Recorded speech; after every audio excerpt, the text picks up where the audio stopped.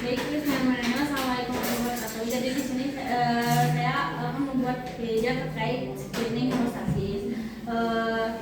Untuk alat dan bahannya di sini ada alcohol swab, kemudian objek glass, kemudian lancet, kemudian kertas saring, kemudian lancet lah. Ini lancet dan sphygmomanometer. Kemudian baik Bapak, perkenalkan saya dengan Dr. Yosef Zafira, sedang bertugas di klinik Pasuna pada pagi hari ini. Izin mencatat identitas Bapak terlebih dahulu ya. Baik, Bapak namanya siapa? Kilo. Terus tanggal lahirnya? 2. Sekarang tinggalnya di mana Pak? Bandung. Oh, di Bandung. Terus jadi di sini kita akan melakukan tes stop tiket, di mana itu tuh tujuannya buat lihat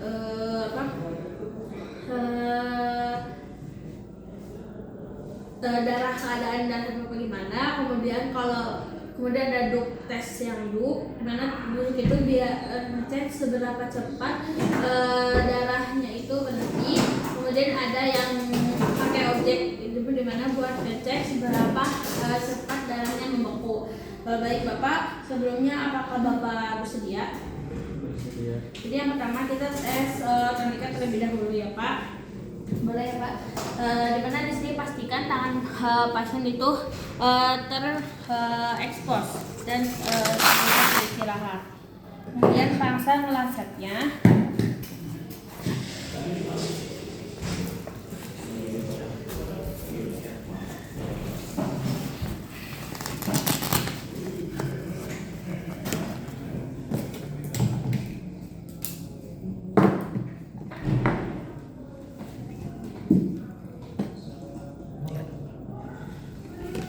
Kemudian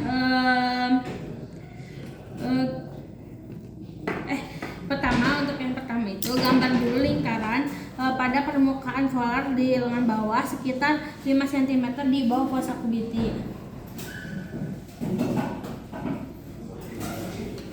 Kemudian pasang maset, kemudian tentukan tekanan sistolik dan distoliknya.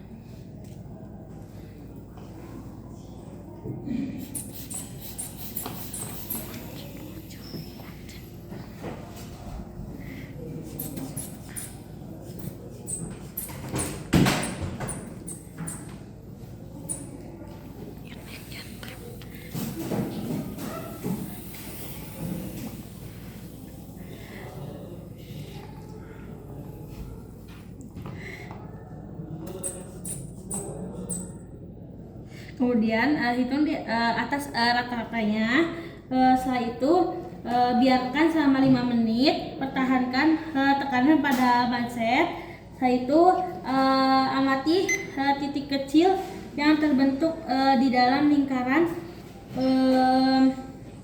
Kemudian turunkan terlebih dahulu sphygmomanometernya dan buka mansetnya.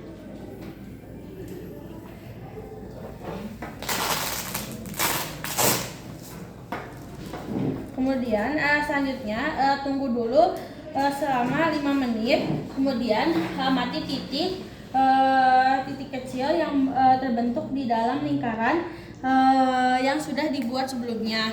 Kalau misalkan kurang dari 10 itu berarti normal, kalau lebih dari 10 berarti itu menandakan adanya peteki. Kemudian selanjutnya kita menggunakan metode loop.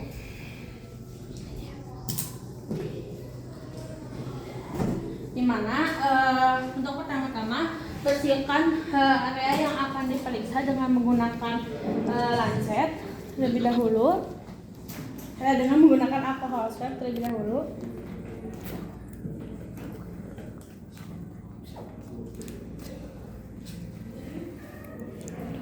Bersihkan ke area yang ingin diperiksa.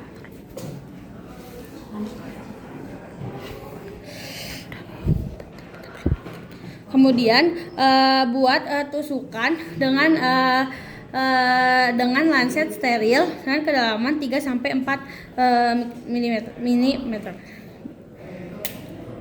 Kemudian setelah itu waktu dihitung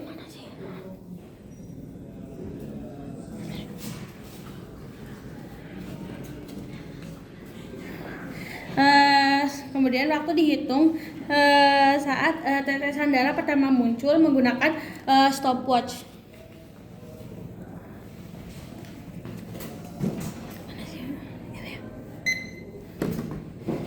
Kemudian setiap 30 detik itu tempelkan kertas saring pada tetesan darah yang terbentuk dan tanpa menyentuh pada tempat yang sudah kulit yang sudah ditusuk.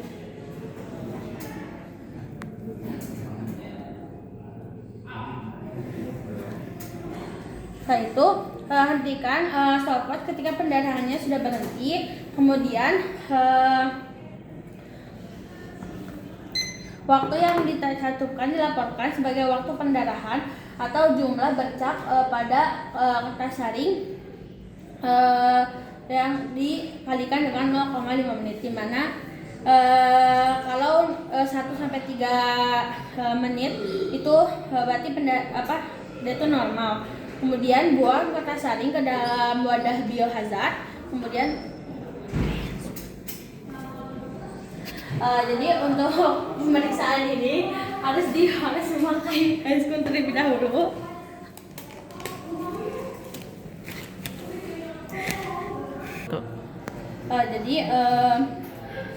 Jangan lupa memakai handscoon terlebih dahulu untuk pemeriksaan. Selanjutnya ya tadi kalau misalkan 1 sampai 3 menit itu berarti dia masih normal, kalau lebih berarti dia ada perdarahannya dia tidak normal. Kemudian selanjutnya itu yang menggunakan objek gelas, di mana bersihkan ujung jari menggunakan alkohol swab.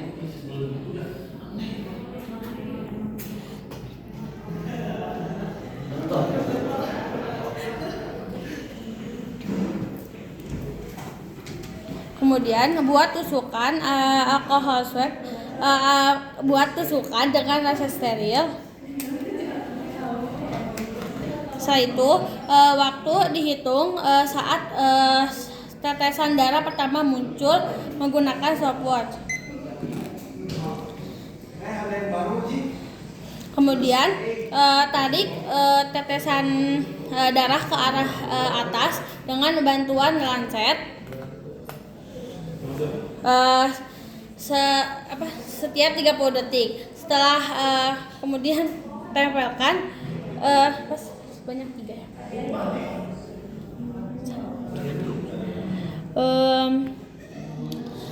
Teteskan 3 tetes darah secara terpisah pada kaca objek.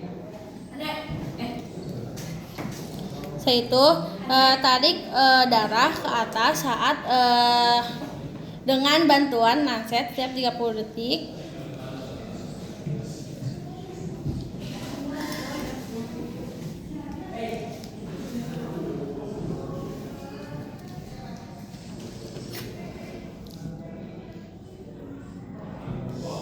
Dilihat apakah terdapat benang atau seperti fibrin pada objek gelas. Kemudian stopwatch dihentikan ketika si fibrinnya ini terlihat. Kemudian catat waktu, di mana normalnya itu 2 sampai 6 menit. Kemudian selanjutnya buang kaca objek ke dalam tempat sampah medis dan lepaskan handscoon.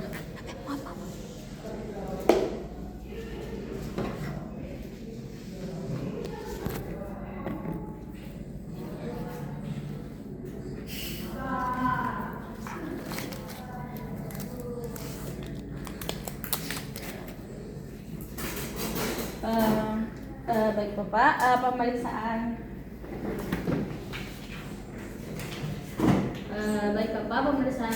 pada kali ini sudah selesai. Sebelumnya apakah ada yang ditanyakan? Itu normal atau gimana dok? Setelah diperiksa sih tidak ada tanda-tanda pendarahan yang abnormal ya Pak. Jadi normal. Maka dari itu. Baik, terima kasih. Assalamualaikum warahmatullahi wabarakatuh.